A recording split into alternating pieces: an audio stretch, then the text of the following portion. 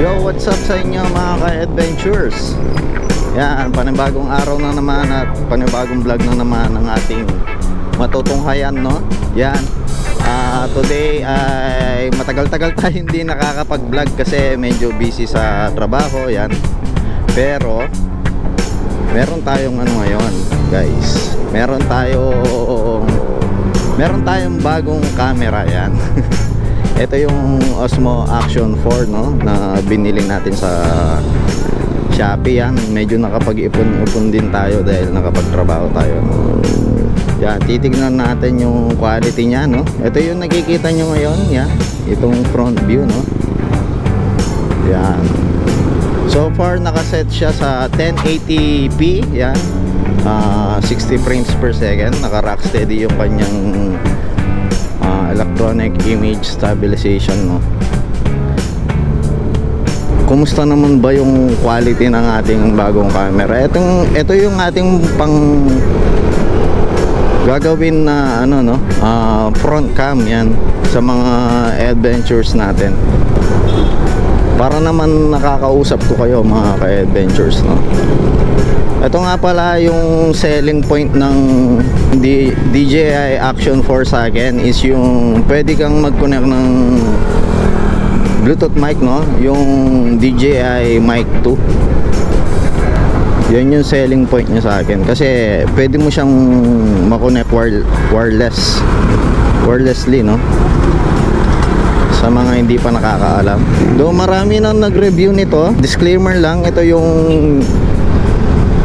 viewpoint ng isang nagmo-motovlog, no? Kasi hindi naman lahat ng nag-review ng Osmo Action 4 ay motovlogger, no?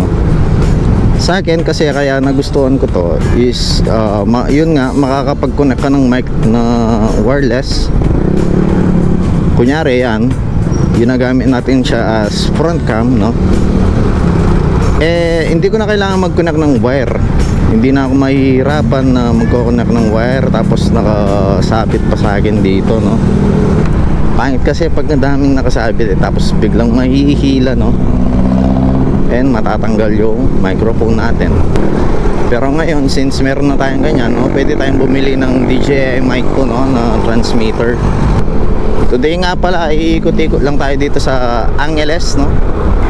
Ano kagandahan pa dito, 1/1.3 yung image, ano niya, yung image sensor niya. So maganda to sa low light, no. Sayang hindi pa ginawang 1 inch yung sensor niya, pero okay na yan. Nakita ko naman yung mga review ng ibang vlogger na okay yung low light niya. So ayan, pag nasa mga vlog tayo, ang gagawin kong main cam sa vlogging is yung Osmo Action 4. Tapos yung main helmet cam natin is itong GoPro Hero 11, yan. Dahil naka-setup na rin naman na to, yan.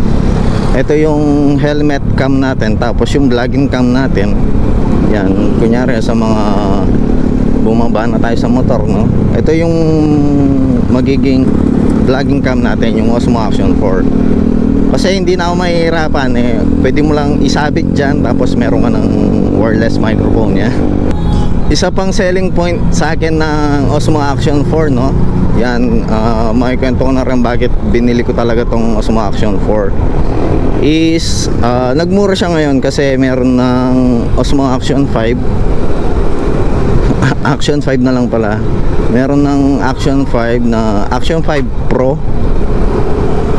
Doon naman is dalawa naman transmitter yung pwede mong i-connect, pero hindi ko kailangan yun, kailangan ko is ito lang, isang microphone lang, tapos may pang-vlog lang ako, ganon.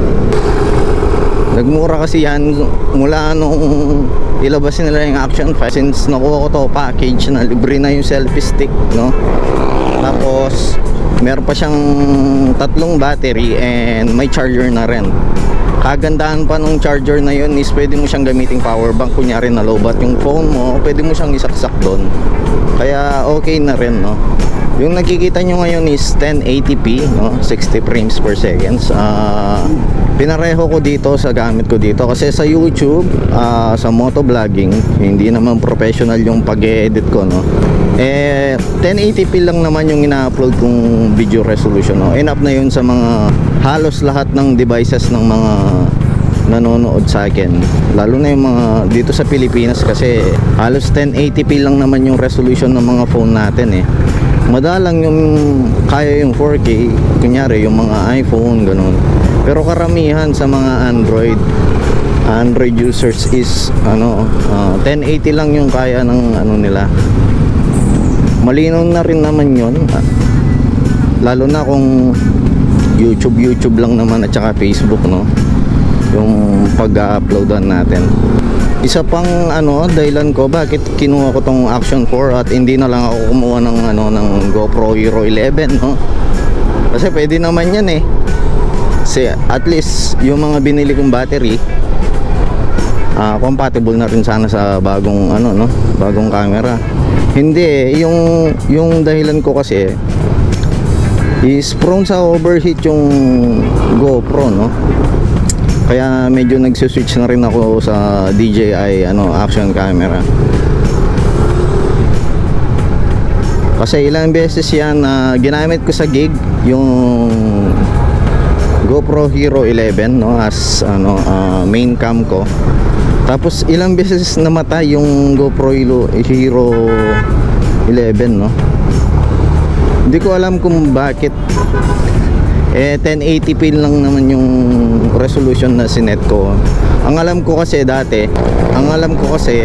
yung GoPro Hero 11 is nag-overheat lang siya pag 4K yung gamit mo na resolution, which is sobrang baba ng ginamit ko na resolution, pero nag-overheat pa rin siya. Ayun, yung mga nakuha kong video sa gig namin, no, alam niyo naman siguro nagbabanda ako.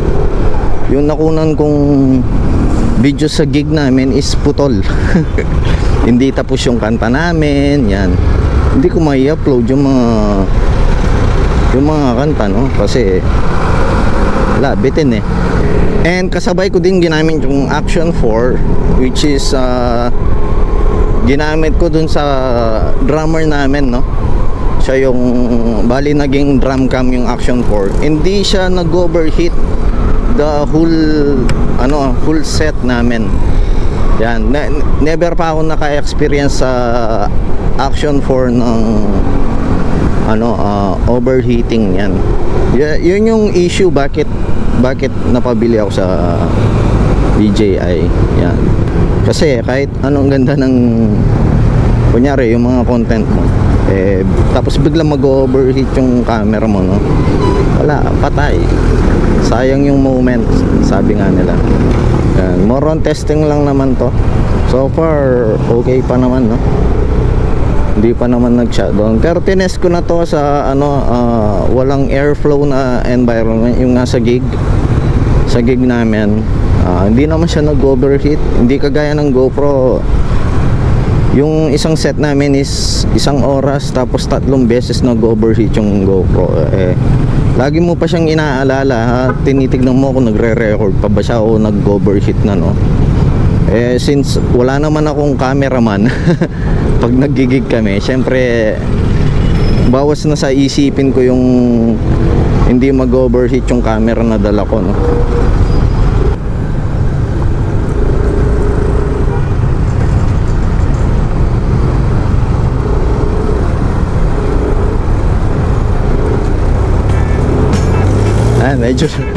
Medyo traffic dito, guys, no. Tsaka medyo pangit na yung daan dito sa Balibago, no. Yun, no. Dito lang naman sa rotonda. Hindi ko alam bakit ginawa yung MacArthur Highway hindi kasama yung rotonda, no. Nakakasira ng gulong sa mga sasakyan, no. Tsaka sa mga motor. Dito tayo.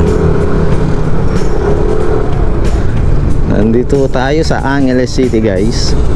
So yung as motovlogger is kailangan ko yung hindi nag-overheat na camera. Kahit 1080p lang okay na. And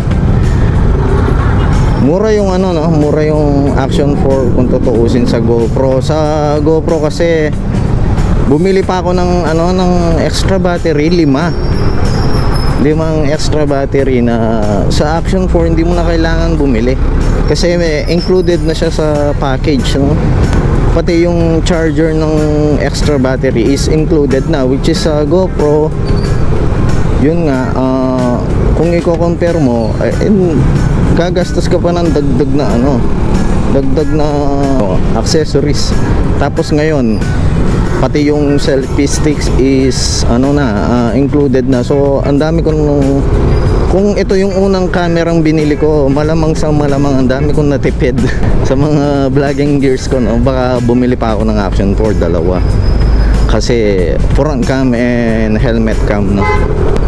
Well, nandito tayo sa Balibago. Dito gaganapin yung Tigtigan Terakan next week, no? Yan. Kung di nyo alam yung Tigtigan Terakan, no? Search nyo lang TTKD sa Facebook, no? Makikita nyo gaano kalupit yung dito, yung street party, no? May mga banda, may mga DJs, yan. May diskohan, may tugtugan. Kaya yung kung i-translate mo sa Tagalog yung Tigtigan Terakan is tugtugan at sayawan sa daan. yun. Mag-umpisa yun doon hanggang dito banda. Yan. Basta yung malapad na daan. Yan, hanggang dito yan. Hanggang dito sa Pirgol Junior ng Balibago. Yan, sobrang saya nun. Sana mag-try nyo, guys. By the time na ma-upload to, siguro edit ko to mga one day.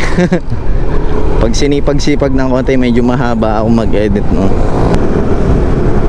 Yan, no? Dito tayo sa Abacan Loop. Ito parang hindi pala, parang U-turn slot to dito sa MacArthur Highway. Sa ilalim siya ng tulay. Dito pala kami tumugtog yan sa A&B Events Laverne, yan. Diyan kami tumugtog, no? Tapos tatlong banda lang kami. Yun nga lang, nag-overheat yung camera ko. Ang konti nang nakuha kong clips. Hindi ko alam na hindi na pala nagre-record yung GoPro natin, no? Dito tayo sa ilalim, guys. Yan, no? Nagre-record pa rin yung natin, action cam natin, no? Andito na siguro tayo.